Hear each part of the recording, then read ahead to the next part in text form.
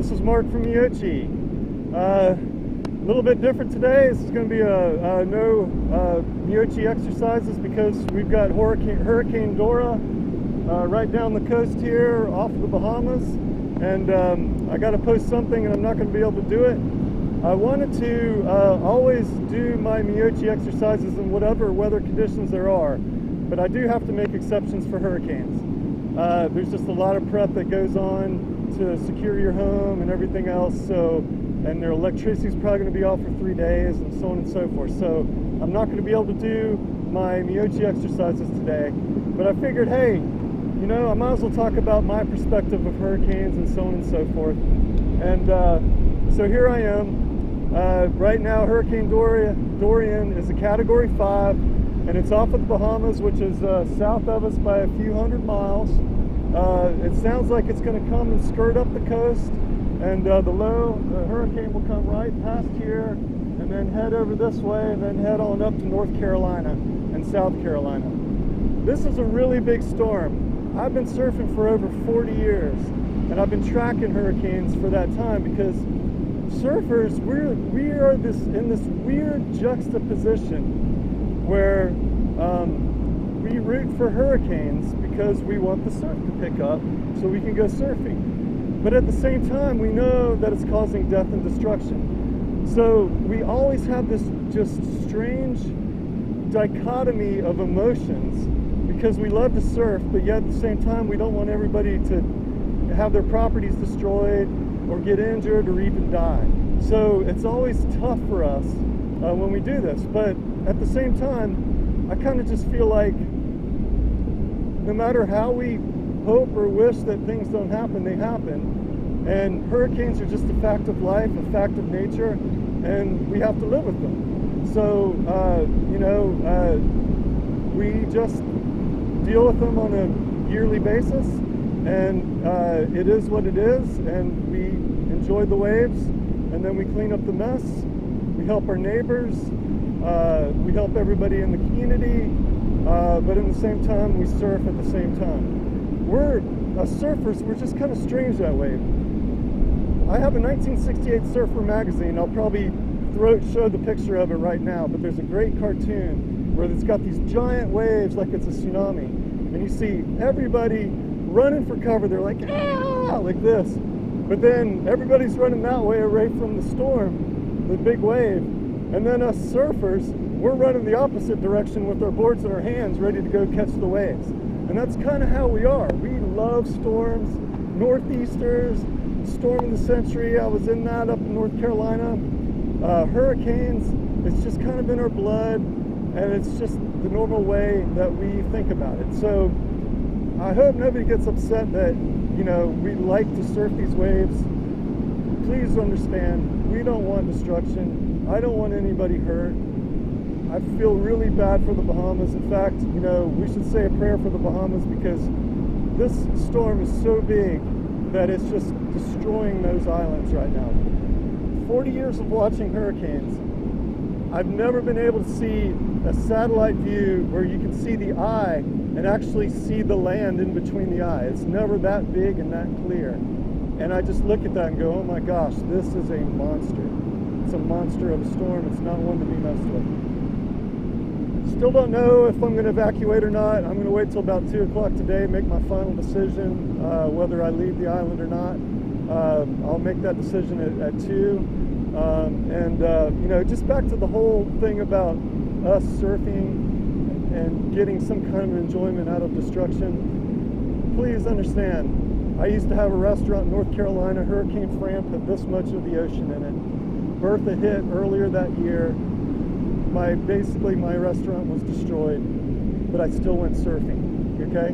I went surfing before it hit. I made CNN with these big signs on my restaurant saying, thanks Bertha for the 10-foot surfa. It's just in our way. We are in the path, we're in the destruction, but somehow as surfers, we go out and we make the best of it at the same time, and then we mop up the mess later.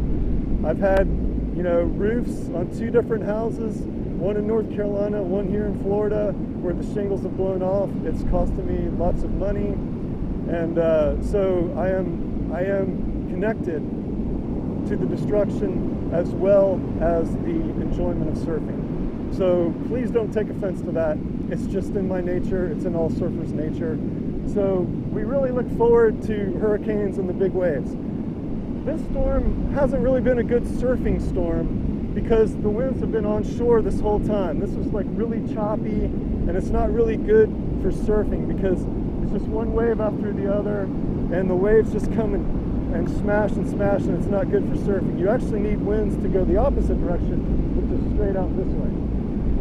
When that does that, it grooms it up, and it makes it all nice and clean and perfect. And we're looking at, and we call that an offshore wind. We're probably looking at that on Thursday, and I'll probably be out here surfing on Thursday as the hurricane goes north and heads to the Carolinas. I put the pier in perspective because I know that whenever you see videos, the waves always look small. When you're here, they look a lot bigger, but on video, they look small. So I put the pier for perspective. Now, I'm thinking that this pier is probably about 20 feet to the bottom of the deck out there. And that might give you a little bit more perspective of how big the waves are. I'm going to say right now the waves are probably about 8 to 12 feet, just coming in, and just coming in strong, just not a good surfing wave. A little bit of tidbit of information. This particular pier, it's a short pier now because twice in the last 3 years, 2 hurricanes have come by and knocked the ends off. The first one knocked the end off, and I can't remember the storm. It might have been Irma. There's so many storms that have come by here, I can't remember them. Knocked the end of the pier off. I feel so bad for the owners of the pier. Right after that happened, they went and rebuilt it. And they took 6-8 months to rebuild this end of the pier, and it was gorgeous. And no more than 2 months later, Hurricane Matthew comes right up and knocks everything that they rebuilt down. They just had been sick to their stomachs that they spent hundreds of thousands of dollars rebuilding the pier, only to watch it get destroyed again 2 months later. But that's life on the beach, okay? Don't ever feel sorry for me. We know what the risks are when we move here. I know that at any given time, a hurricane can come and destroy the whole island. I understand that. I know it can destroy my house. That's the risk that I take. So never feel sorry for me. But at the same time, this is what I live for. This is what us surfers live for. And, you know, it's just in our blood. That's all I can tell you.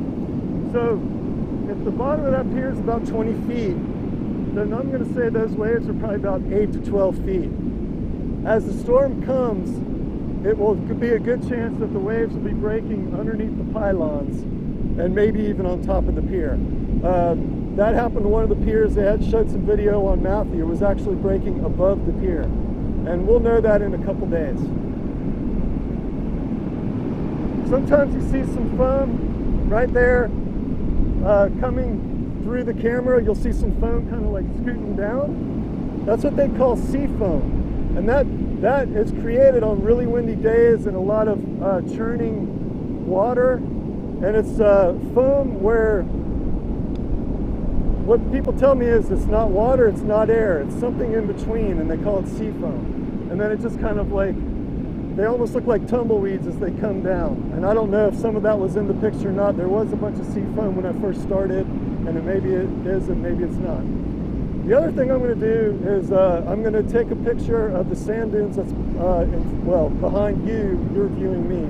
I'm going to take a picture of the sand dunes in the pier and show you some of the erosion that's probably going to happen with the sand dunes, and do a little before and after shot. So I'll take another one of these videos after that. They're thinking category 5, maybe by the time it comes to us here, a 3, maybe a 2, but it will have weakened some, but you know, maybe there's a possibility, depending on how far the hurricane eye is off the coast. Really depends on whether it's 50-mile-an-hour winds or 100-mile-an-hour winds or 125-mile-an-hour winds.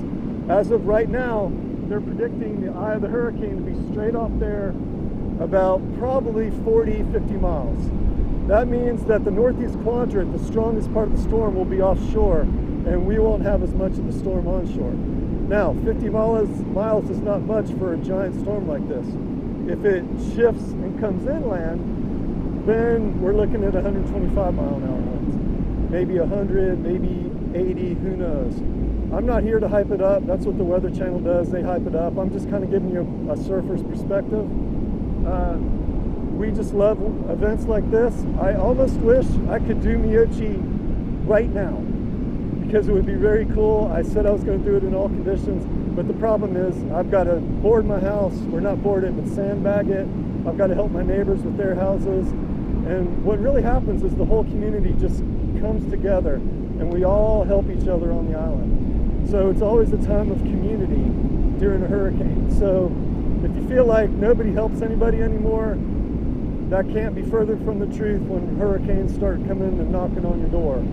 Everybody on the island helps each other out. We get sandbags, and the coolest thing about sandbags is when you go, there's elderly people there. There's people that are handicapped, and they're all trying to get sandbags. And what people do is they don't fill their own sandbags.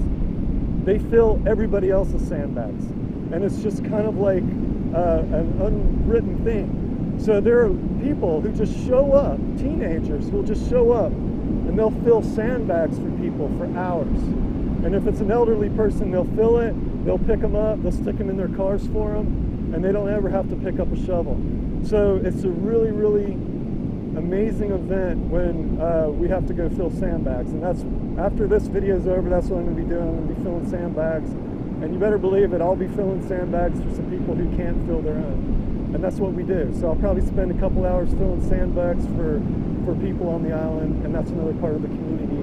And, you know, that's a great testament to humans and human nature. There are days where we help each other out. And, you know, so if you can seek any kind of inspiration from this, we do help each other out when it comes to times of trouble like right now.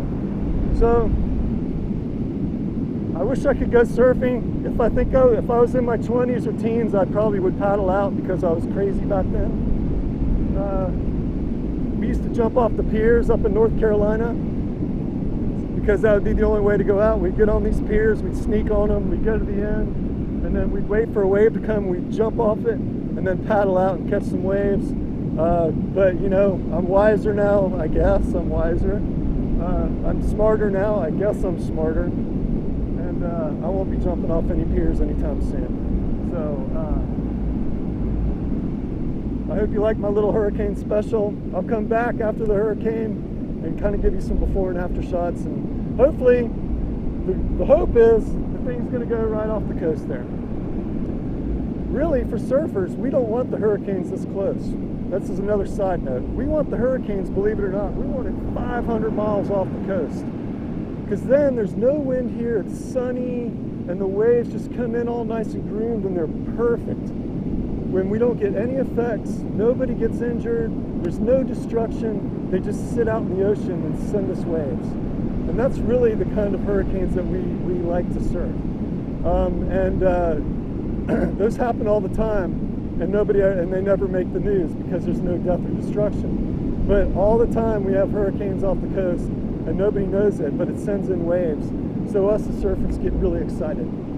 This is one where we just have to wait it out, ride the storm out, and that's it. And this is some of the sea foam I was talking about.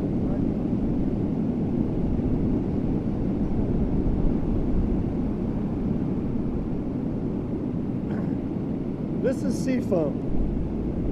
And this is what they're saying is it's not air and it's not water. It's an in-between both of them. And it's just a foam. And it looks all yucky, but it's not. It's just a mixture of water and air, and it creates sea foam during really windy and stormy conditions, a lot of times in northeasters and stuff like that.